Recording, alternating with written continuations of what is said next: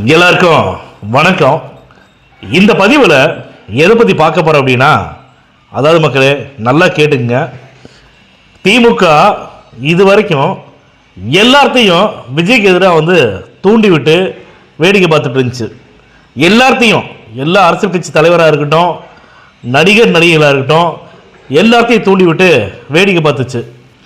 அதுக்கப்புறமா தன்னுடைய குடும்பத்தில், அதாவது விஜய் அவர்களுடைய குடும்பத்தில் இருக்கக்கூடிய விஜய் அவர்களுடைய மனைவி சங்கீதா மேடத்தை தூண்டி விட்டு வேடிக்கை பார்த்துச்சு.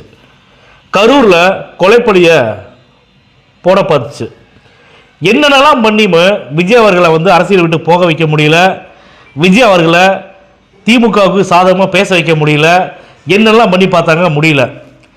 கடைசி ஆயுதமாக திமுக பயன்படுத்திய கடைசி ஆயுதம் பார்த்தீங்கன்னா திரு ரஜினிகாந்த் ஐயா. அவங்க ஏன் அவர்களான கடைசி ஆயுதம்னு சொல்கிறேன்னு கேட்டீங்கன்னா, எல்லாத்தையும் ஏவிட்டுருச்சு திமுக. ஆனால் தேர்தல் வரக்கூடிய நேரத்தில் ரஜினியை பயன்படுத்தி ரஜினியை அறிக்கை விட சொல்லி ரஜினி மூஞ்சியில் கரிய பூச வச்ச இந்த திமுகவை தமிழக மக்கள் 2026 சட்டமன்ற தேர்தலோட அகற்ற போகிறாங்க. ஏற்கனவே விஜயகாந்துக்கு எதிராக 2011 வடிவேலை கலையரிச்சு திமுக. அந்த தேர்தலில் எதிர்கட்சியாக கூட வர முடியாமல் வடிவேல் மூஞ்சிலையும் கரிய பூசி விட்டுட்டு தன்னுடைய மூஞ்சிலையும் கரிய பூசிச்சு இந்த திமுக.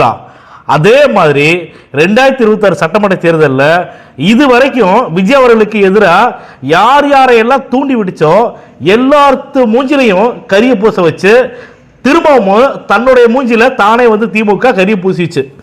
கடைசியாக யாரடா தூண்டி விடலாம், விஜய் அவர்களை கடுமை விமர்சனம் பண்ண வைக்கலாம், விஜய் அவர்களுக்கு ஓட்டை குறைக்கலாம், ஓட்டு போட குறைக்கலாம்னு சொல்லி யோசிக்கும் போது திரு ரஜினிகாந்த் ஐயா மிகப்பெரிய ஆயுதமா திமுக எடுத்துக்கிச்சு. ஆதவர்ஜுனா அவர்கள் முழுக்க முழுக்க அட்டாக் பண்ணி பேசுறது எல்லாமே திமுக மட்டும்தான், ரஜினிகாந்த் அவர்களை கிடையாது. அதுக்கு உண்டான மன்னிப்பு கேட்டார். ஆனா திமுக திருப்பி விட்ட ரஜினிகாந்தோட அவருடைய மூஞ்சியில கரிய பூச வச்சிருச்சு இந்த திமுக. ஏன்னு சொல்றீங்கன்னா, யார் யாரெல்லாம் ரஜினிகாந்தோட ரசிகர்களாக இருந்தாங்களோ எல்லாருமே ரஜினிகாந்த் ஆப்போசிட்டா பேச ஆரம்பிச்சிட்டாங்க. நீங்க தான் வரேன்னு சொல்லி எங்களை எல்லாம் ஏமாத்திட்டீங்க, திமுக அதிமுக மாற்றா நீங்களாவது வருவீங்கன்னு நினைச்சோம், மக்களுக்கு நல்லது பண்ணுவீங்கன்னு நினைச்சோம், நீங்களும் வர்றேன்னு சொல்லிட்டு எலெக்ஷனுக்கு, அதாவதுங்க உடல் சரியில்லைங்கிறது ரஜினிகாந்த் அவங்களுக்கு தெரியாதா? நான் அரசியல் வருவதற்கு உறுதின்னு சொல்லி கொடுக்கும்போது அவர் யோசிக்காம கொடுத்தாரா? அப்பெல்லாம் உடல் நல்லா இருந்துச்சா? சொல்லுங்க பார்க்கலாம். அப்ப அது ஒரு ஏமாற்று வேலை அப்படிங்கிறத ரஜினி ரசிகர்களே ரஜினிகாந்த் மூஞ்சில கரிய பூசுற அளவுக்கு இந்த திமுக வச்சிருச்சு. இனி எந்த ஒரு சக்தியாலும் விஜய் அவர்களுக்கு எதிராக திமுகவால் திருப்பவே முடியாது.